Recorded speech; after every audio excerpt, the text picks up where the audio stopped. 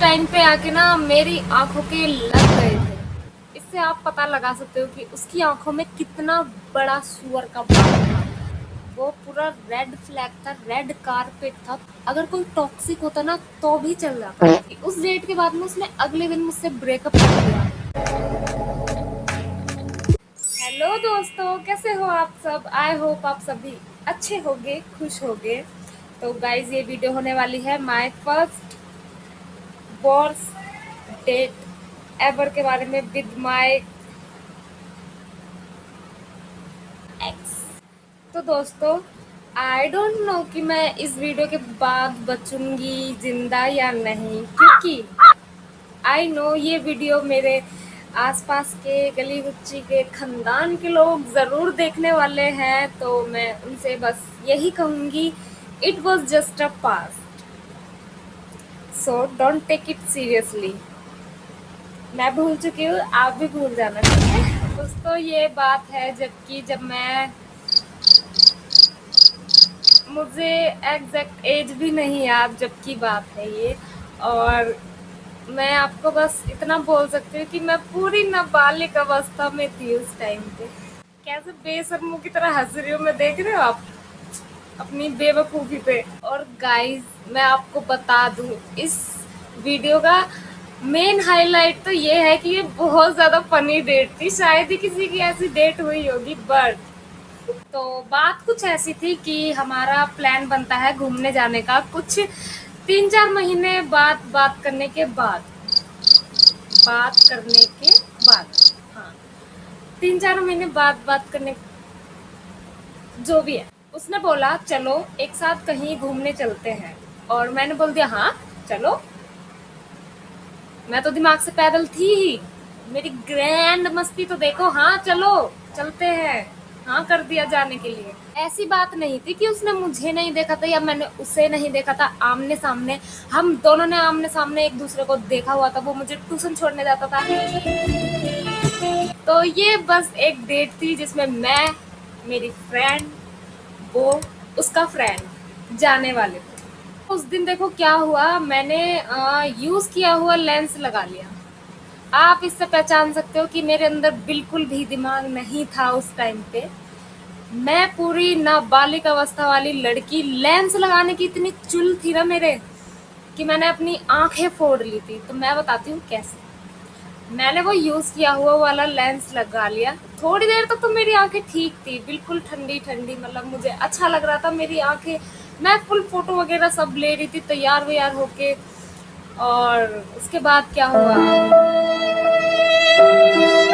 तो दोस्तों अगर मेरे पास डोरेमोन की पॉकेट होती और उसमें से मुझे कुछ ऐसा गैजेट मिल जाता ना जिससे कि मैं अपनी ये डेट डिलीट कर सकती अपनी लाइफ से, तो मैं डेफिनेटली करती। क्योंकि गाइस जब मैं अब सोचती हूँ ना इस बारे में, तो मुझे बहुत ज़्यादा अपने ऊपर शर्म आती है कि हैं मैंने किया था ये। बट वो कहते हैं ना, अब पछताए होत का जब चिड़िया चुग गई खेत। बिल्कुल ये मुहावरा मेरे लिए ही है, बिल्कुल मेरे लिए ही है। क्योंकि अब मैं पछता के कुछ नहीं कर सकती, बस अपने ऊपर लानत फेंक के मार सकती हूँ। खत्म।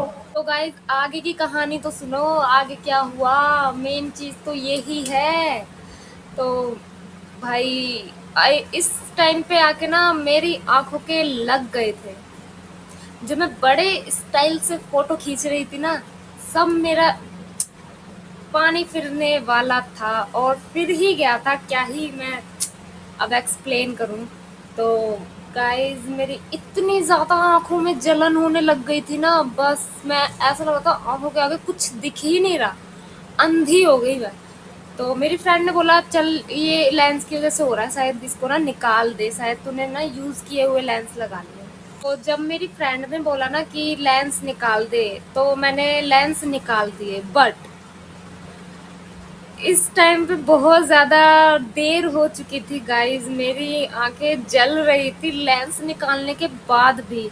फिर मेरी फ्रेंड ने बोला कोई बात नहीं, अगली बार चलेंगे, मतलब ज़्यादा प्रॉब्लम हो रही है तो तुझे हम कभी और दिन चलेंगे।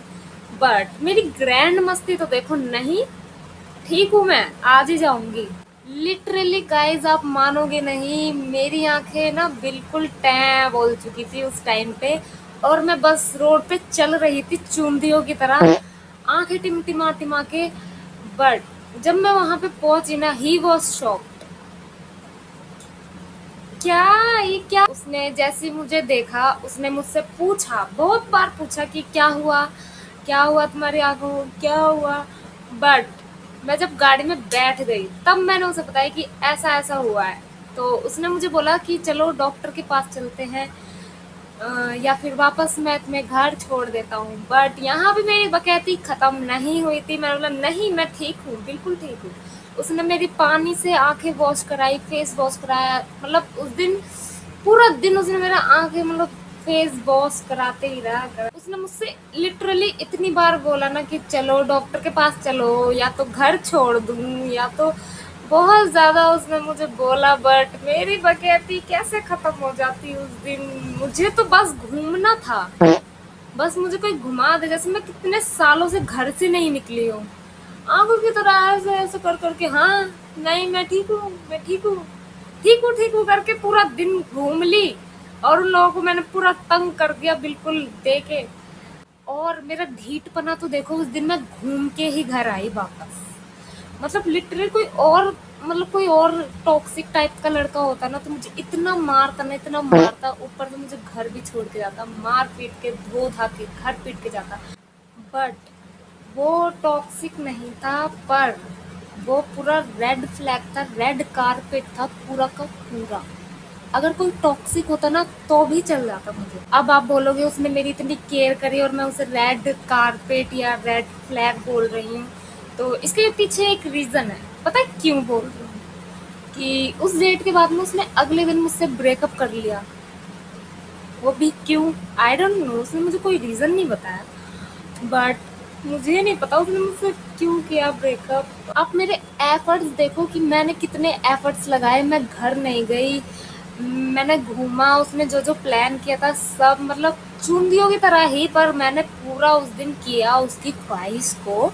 है, मैं मिलने गई उससे, घूमने गई, उसने अगले दिन मुझसे ब्रेकअप कर लिया।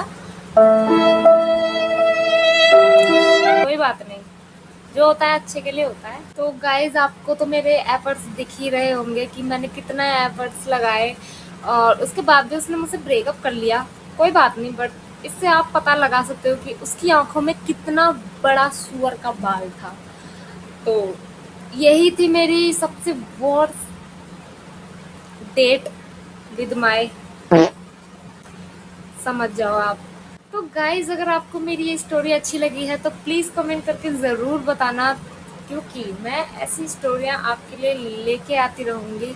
और वीडियो को ज़रूर लाइक कर देना, चैनल को सब्सक्राइब कर देना, और भर भर के प्यार देना। और मेरी इस